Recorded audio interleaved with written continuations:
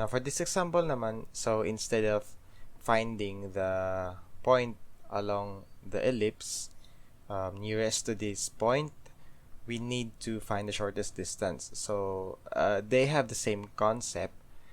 We're just looking for the distance, but in this case, the distance itself is what we need. The first thing that we need to do here is to graph this equation. So just a quick review of ellipse. Ellipse is a type of conic section wherein we have the major and the minor axis. So yung major axis, yun yung determining factor kung saan ba naglalay yung ating principal axis dun sa ating ellipse. For example, if it is located at the y-axis, then the ellipse is oriented vertically, but if it's not, then it is oriented horizontally. Now let's look at this ellipse. So we have 4x squared and then plus y squared plus x is equal to 4. Now I also know that this is an ellipse because I have positive x coefficient and positive y coefficient. And knowing that I have square x and then a y square right here, so that's an ellipse. If the coefficient of x is the same as y, then we know that that's a circle. And if one is positive and then the other one is negative for x and y, then we know that that's actually a hyperbola. So in this case, let's solve for the axis of this ellipse. So we have 4x squared plus x. I will factor out 4 from this so that I can complete the square. And completing the square, 4 and then x squared plus 1 over 4x plus 1 over 64 plus y squared, and then we need to add the one that we added at the left, so that's 4 over 64. Okay, and then we have 4 and then x plus 1 over 8, that's squared, and then plus y squared. This is equal to 65 over 16. Now we need to take this in its other form wherein this is equated to 1. So we just have to divide all of this by 65 over 16.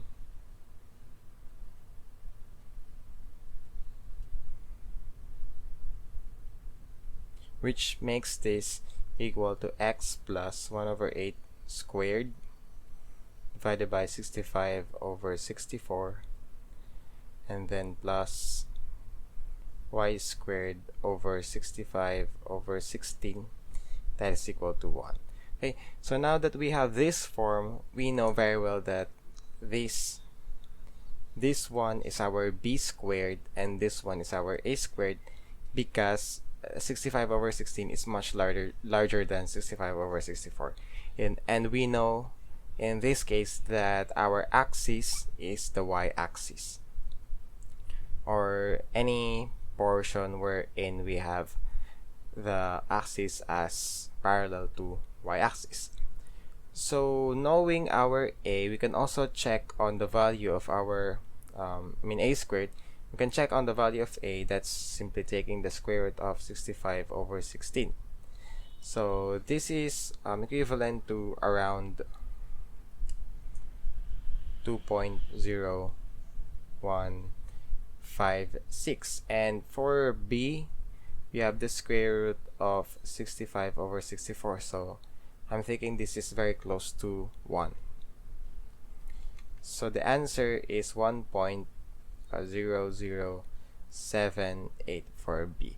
So just a quick information, if we're talking about ellipse, the C or the focus is actually located if you try to use the Pythagorean theorem wherein a is the largest side. So that's a squared is equal to b squared plus c squared. And using this general equation, you can actually solve for c and then determine the focus. But it is likely that we don't need to compute for the focus because we just have to plot this equation or graph this equation. So now that I have A and B, because they are the most important things that we need to first determine when we want to graph an ellipse. So I'll be doing the Cartesian coordinate system, and hopefully I could give you the best plot for this or graph. So knowing that y is our principal axis, we should determine the vertices of this ellipse, and the vertices can be determined from these and from the center itself. So if the center from this equation is simply -1/8, 0, so we know that that's the center, so that's -1/8 and then 0. So we know that the vertices would lie simply using this A and B. So if I would be plotting that, let's just make this 1, 2, 3, 4, 5, and then 1, 2, 3, 4, 5. Okay, hopefully I made the correct interval. So this is x and y. Basically, -1/8 is around 0.125, so that's negative, so it's just around here, and then the center would be around here, very close to the origin. And then we know that B, or the semi-minor axis, and we know that B, the semi-minor axis, is 1.0078. So knowing that B is for the x-axis, so basically it is around this point. Let's make it around 1. That's at the left of -1, and then the other one is just at the left of +1. So that's how it works for this ellipse. And then for A, which is parallel to this y-axis, which is basically the value at x equals -1/8, just above it. So we can check on 2.0156, so it's basically around 2. And then we also have the one for the negative, so it's basically around here. And then we can draw the ellipse. I'll be using this so that I can actually okay, so hopefully I plotted the correct one. So of course this is not to scale, and some parts could have been a little different, but that's how big this ellipse is. And then we know quite well that I think we should make it a little narrower.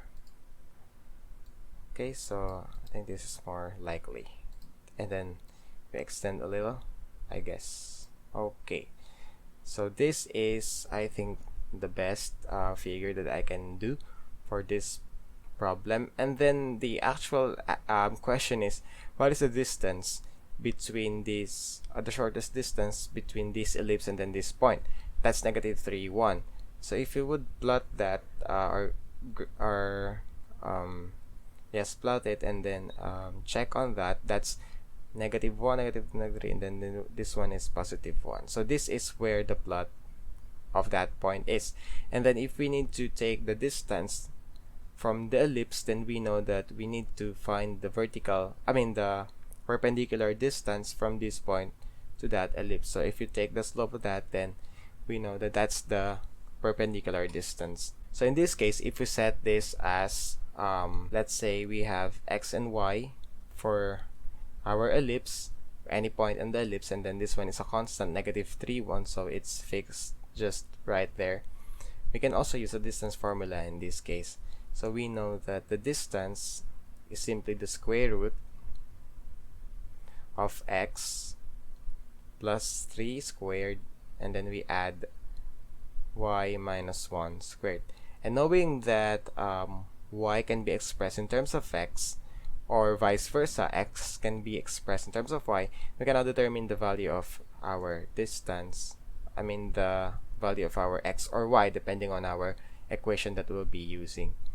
In this case, let me just expand, or let me just rearrange this expression into y is equal to f of x, because it's a little easier for me to do that since I don't have to complete the square for y. So we have y squared is equal to 4 minus x minus 4x squared. And if we just need the value of y, then we could just take the square root of both sides. So that's simply 4 minus x minus 4x squared, and then that's the square root.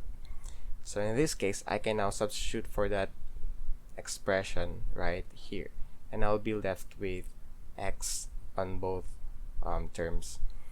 So that's simply this value, expression. Let's just copy it. So we have the square root of 4 minus 4x squared, and then minus x. And then we have minus 1, and then we square that. Okay. So let's extend the the radical sign. So there you have it, the distance expressed in a single variable x, and we need to determine x by taking the derivative of this function.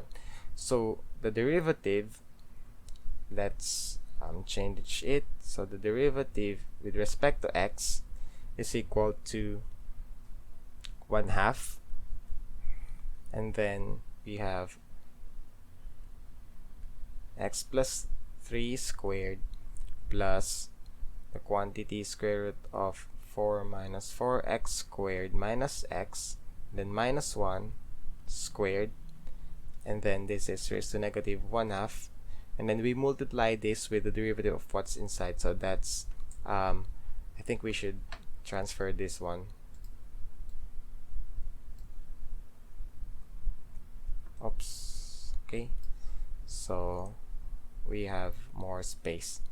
So multiplied with the derivative of this expression, so that will be 2 times x plus 3, and then the derivative of x would be 1, and then plus we have 2 times square root of 4 minus x minus 4x squared, and then minus 1, and then the derivative of what's inside this expression. So this will give us 1/2, and then this, I think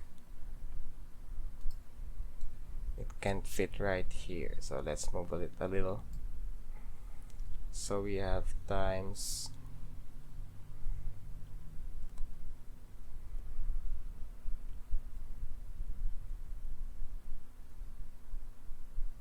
4 minus x minus 4x squared raised to negative 1/2, and then we still have to multiply this with, let's multiply this with the derivative, which is negative 1 minus 8x. Okay, it's quite a long expression, so let's just simplify this further. So we get the derivative is equal to this goes down to the denominator, and then this is left at the numerator. So we have 2 times x plus 3, and then we have plus, we have 2 here, and then 1/2, so that becomes 1, and then we have actually negative right here. So let's just write that one. So we have 4 minus x minus, I think it should come at the bottom of the expression, so let's just use this.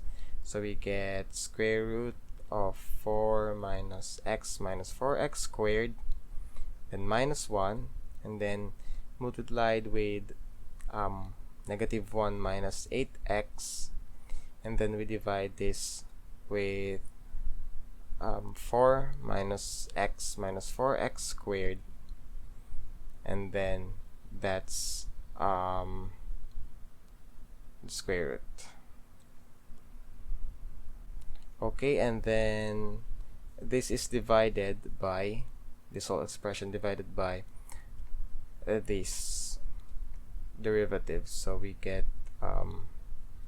x plus 3 squared plus square root of 4 minus x minus 4x squared, and then minus 1, and then squared, and then positive 1/2.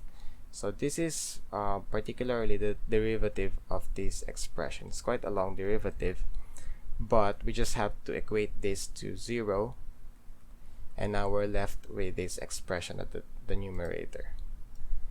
So this is our expression. So we just have to remove this, and we're left with this one that is equated to 0. And we can also multiply this both left and right by the denominator. But in this case, I'll be solving for x now. So if you would be solving for x, now that we already have this, so you can just plug in or write the equation that you see. So that's 2, and then you can also use this one directly, solve for x from that, but I want to at least simplify that so that the calculator can actually solve for it easier. So we have 4 and then x squared, and then outside it should be minus 1, and then we should actually be adding something like a parenthesis here.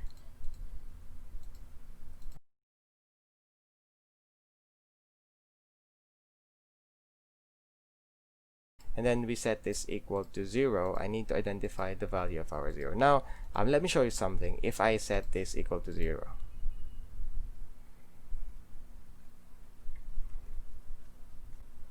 okay, can't solve.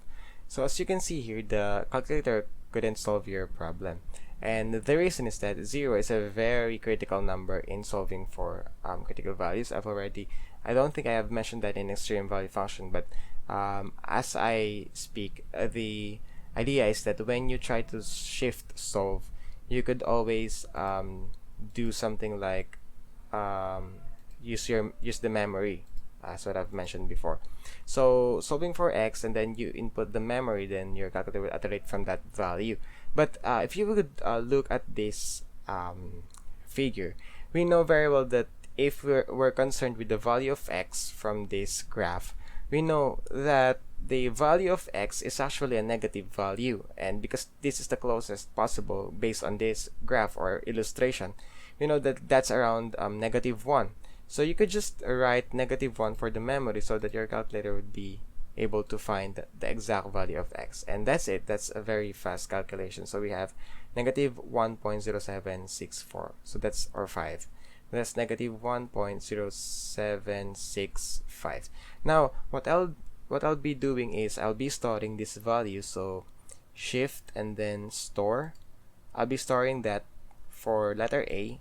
So in that way, I'll be able to get all the decimal places that I need. So if you press AC and then try to take the value of A, then you'll be able to find that answer that we did before. So if you want to store for other letters, we have actually B, we also have C, we also have D. So all the letters that in alpha can be stored with any value. Of course, it's also applicable for M. And usually the calculator would store that in the memory section, so that's alpha M. So if your calculator has M at this side, then it should have a memory that is stored, and it actually uses that to iterate for any answer that you might be getting in an equation that you write. So anyway, back to the question. So this is our x, and we know that we need to find the shortest distance. So the idea is that I was only able to get one of the values because I just shift solve for this. Now that we already obtained the value of our x, which is the critical number, we need to take on the second derivative and find the value of that upon substitution with x. And then if the value is positive, then that's actually the minimum, or the value that would give us the minimum distance, I think. So distance from the point that is given.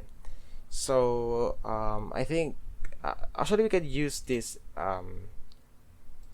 equation or function in your calculator, but I don't think we can fit in all of these variables in a single writing.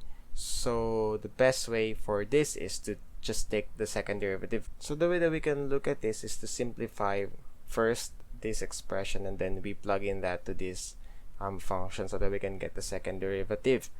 So I'll be simplifying this first. So what we have here is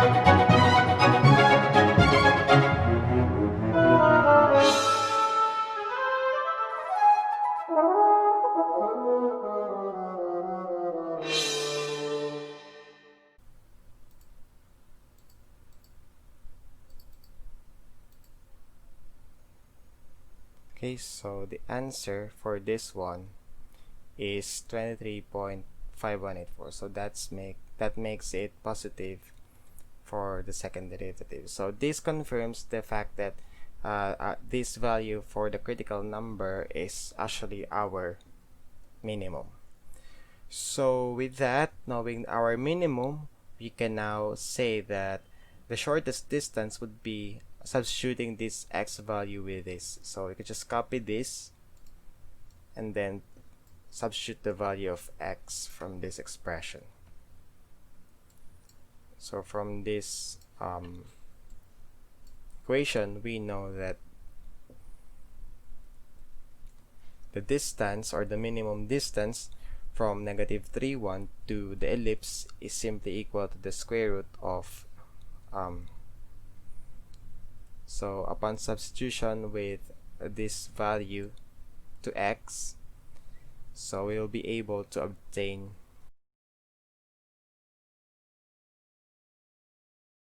then press calc. So we already have this value of x, but we could just press we should press calc, but since we need to use the value of x, so you could just press alpha a and then you'll be getting this value of x.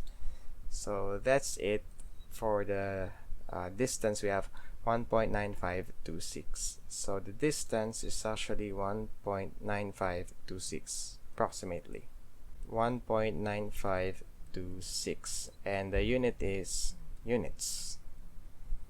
So basically this distance is the distance from this -3, 1 going to this point somewhere here, which we're not required to obtain. But if you could just count, probably, then you would understand that this is somewhat really 2 units from this point. So that makes it our answer, and that's the correct answer that we are looking for. Okay, so I hope that you understand what happens to this distance thingy that we're discussing. It's just that we need to generate an equation that would express the variable that we're looking for with respect to a certain variable that's just a single variable. So for example, if you started with 2, so we need to find this y, for example this problem, so we need to find this y in terms of the same variable as the rest of the equation.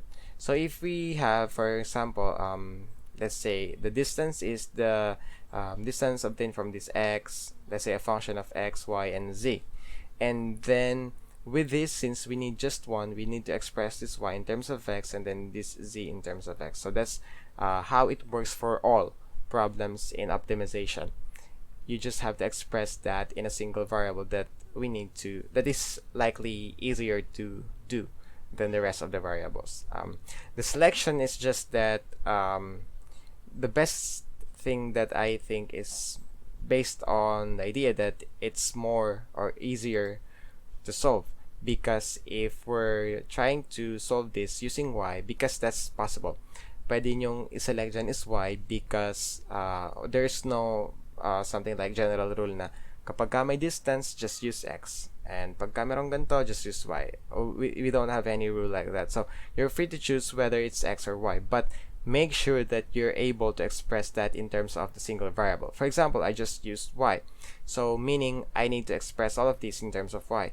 But in this case, if we have x in terms of y, we know very well that we'll start with this and then complete the square and then express this in terms of x, and that's quite a complicated process, but you will still have to get the same answer.